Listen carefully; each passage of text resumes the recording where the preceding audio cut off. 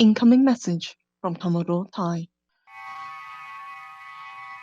Hello all, welcome to another Beast Wars review. Oh, wait a sec. I have to go drag him in here again. Computer, can you beam in Bio Mike? Gonna finally watch Falcon and the Winter Soldier. God damn it, Ty. It's on Disney Plus anytime you want it. We're going to be watching The Beast Wars, Season 1, Episode 7, Fallen Comrades. And no, people, it has nothing to do with the USSR.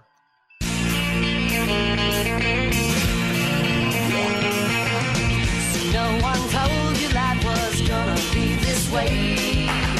Your job's a joke, you broke, your love life's the old way. Doberish. So we start off with a stasis pod, an actual stasis pod this time, falling to the planet.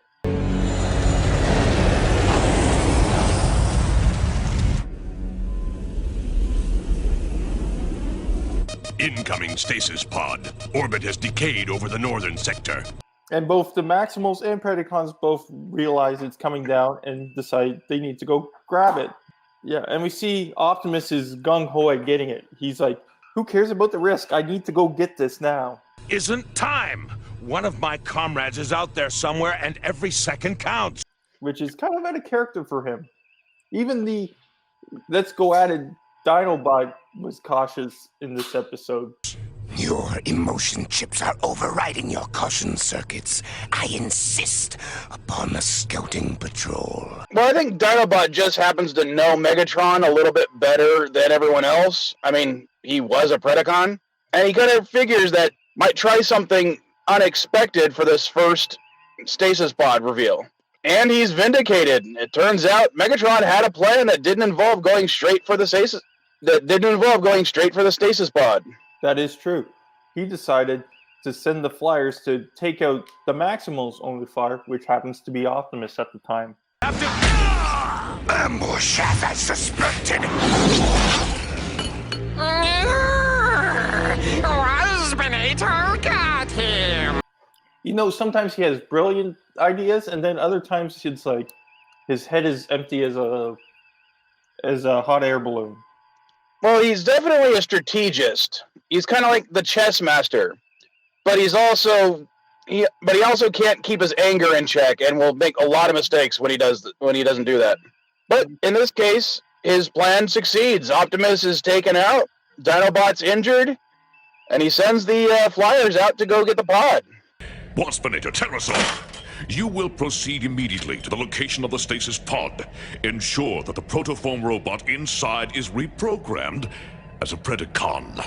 Now, the Maximal base is left pretty much unprotected because you got two Maximals that are not fully functional, and all the other ones have run off. Man, I just don't think it's a slick plan, leaving Optimus back at base. Yeah, especially with old Chopper Face's babysitter. Why would they have needed all three of them to go run off? Why couldn't two of them gone off and one extra person stay at the base? Possibly because they needed Rhinox for his they needed Rhinox for his tech experience in case the pod was damaged. They needed Cheetor for speed and to scout, and Rat Trap to make jokes. I think they could have sacrificed the jokes this time. Because it would have been nice to see a little more argumentative of Dinobot and Rat Trap. It would have really built up their characters as we see later on in the series. Oh, foreshadowing. On the way up to the stasis pod, the Maximals come across an ice bridge, and the two Decepticon flyers, Waspinator and Pterosaur, actually have a decent idea. Blow up the bridge so they can't get there as quick. No, the bridge!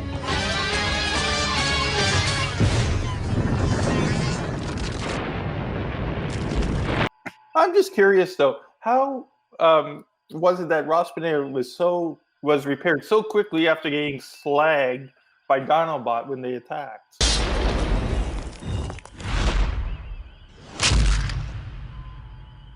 Yes!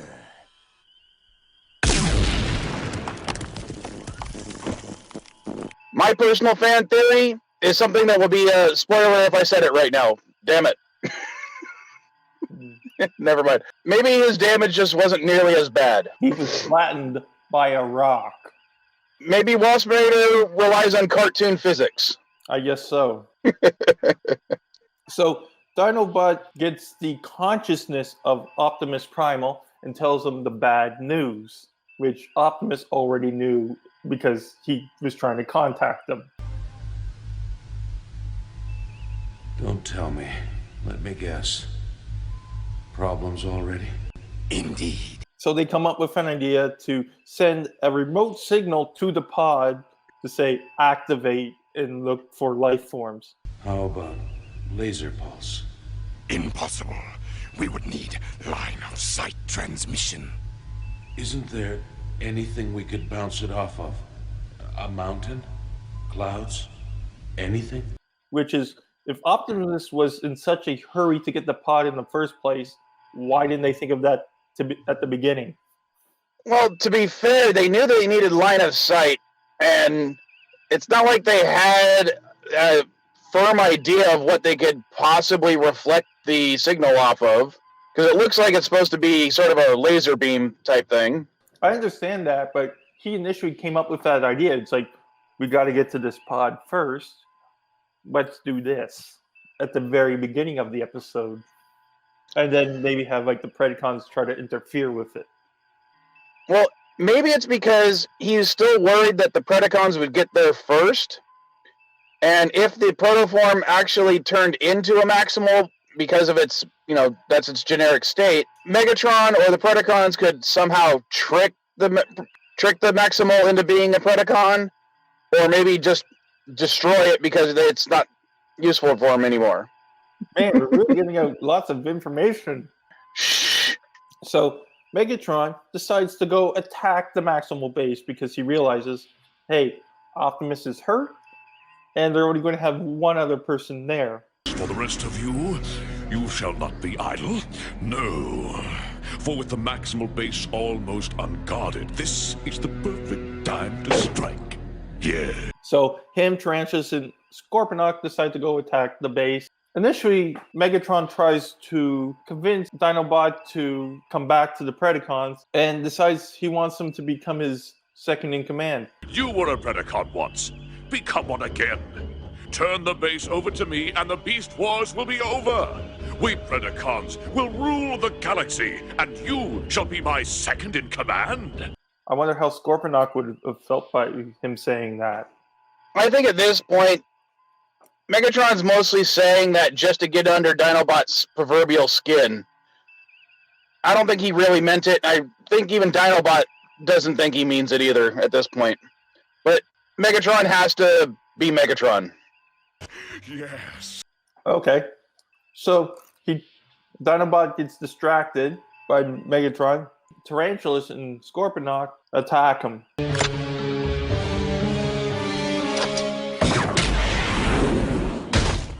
But before they finish him off, he's able to activate the auto guns. Auto weapons on. Acknowledged.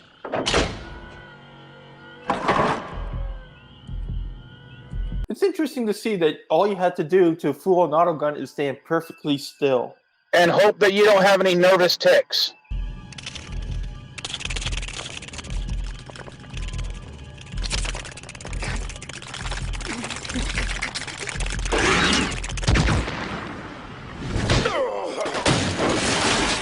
Exactly. And it's also interesting, they must be weak auto guns because Megatron took a couple of hits direct from those guns and didn't have any effect to him. Fall back! Fall back! Yeah, none of the Predacons seem to take a lot of damage from these auto cannons. Maybe they are just at a low power setting because Maximals don't want to necessarily kill everybody, or maybe the Maximal base isn't able to produce enough power to get them at full power. I don't know. So now an injured Dinobot manages to send the signal and they activate the pod. Computer, uploading instructions now!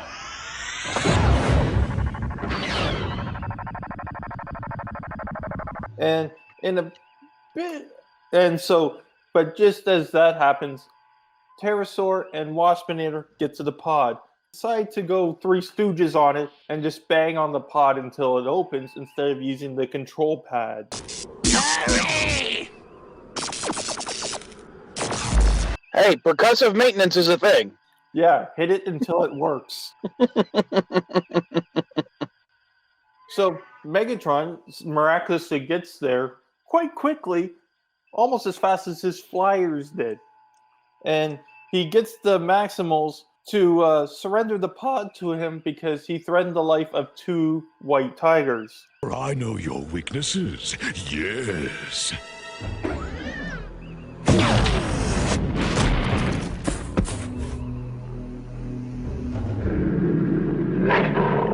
I'm pretty sure Caddy would like to see the big white kitty cats. Yeah, and she'd be very upset with Megatron threatening to blast them into many small bits. I can tell you you're probably right. Fortunately, she doesn't have a phaser beam and Megatron isn't real. Yeah.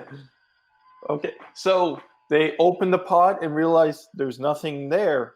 And one of those tigers ends up being Tigatron himself, the new Maximal. It's empty. Well, it's the Maximal. Right here. Tigatron! Maximal! Alright, I have to ask, was he Tigatron before he went in the pod, or was that the name he came up with as soon as he came out? Was like, oh, I'm a tiger. Might as well be Tigatron.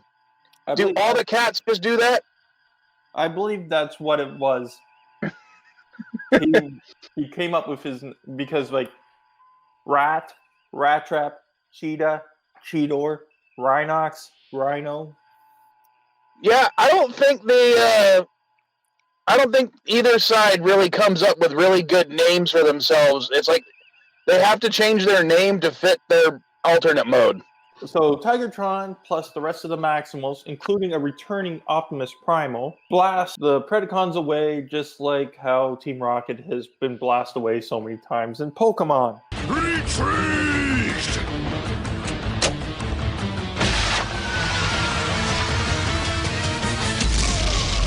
So I guess the writers of Pokemon were fans of Beast Wars. Pokemon is a Japanese property. Transformers started out as Japanese toys. It's entirely possible.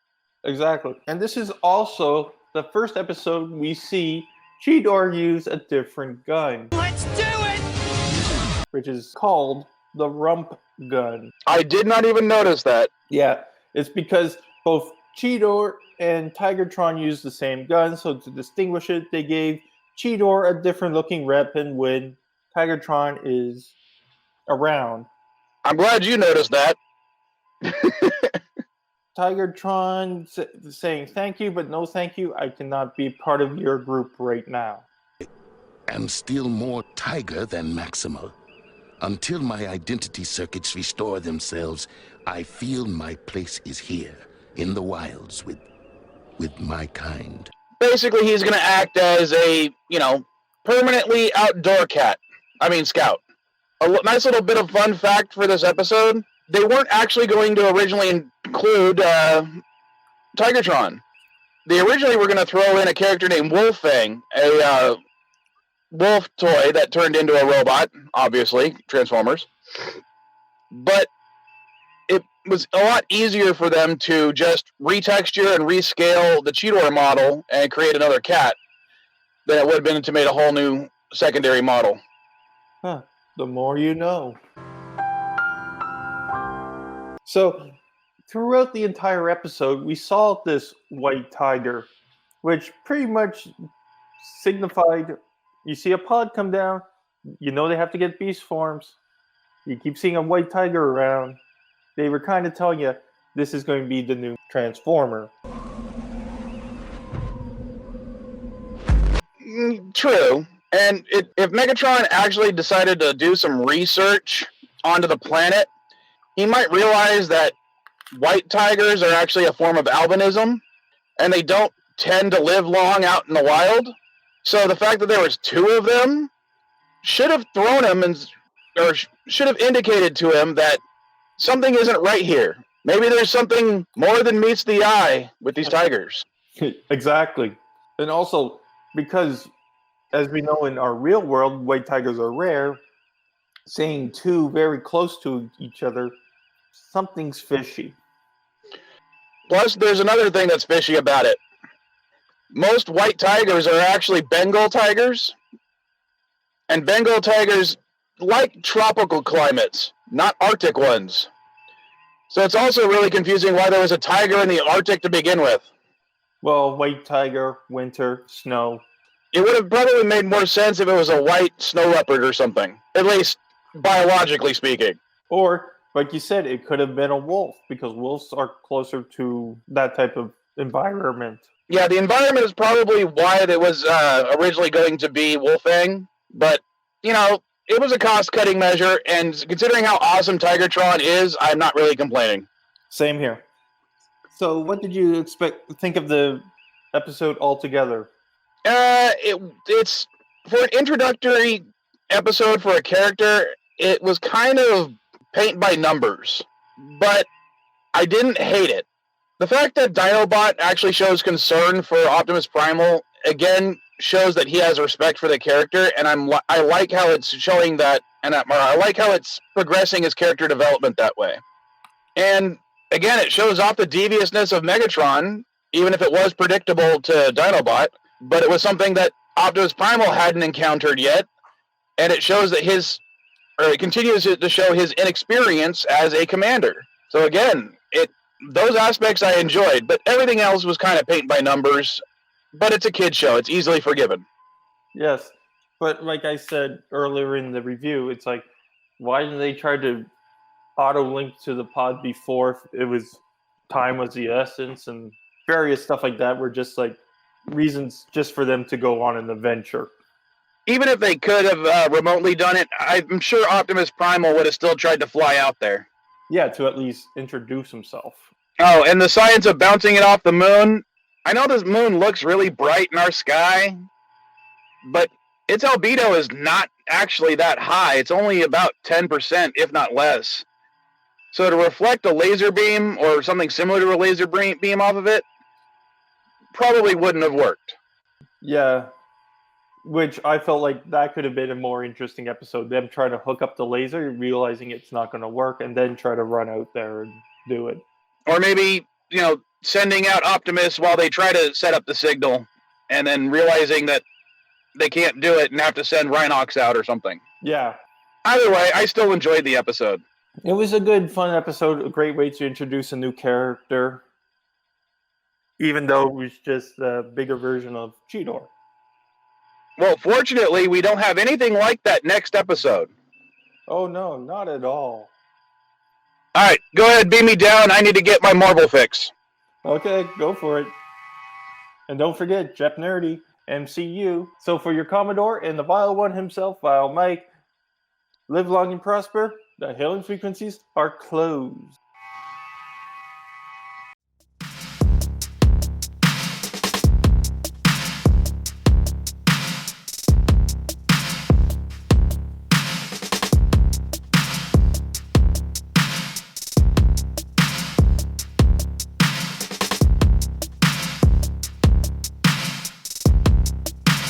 Thank you for watching the video.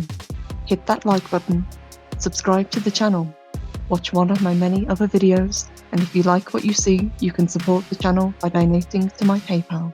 So, for Commodore Ty, live long and prosper all, and for now, until next time, the hailing frequencies are closed.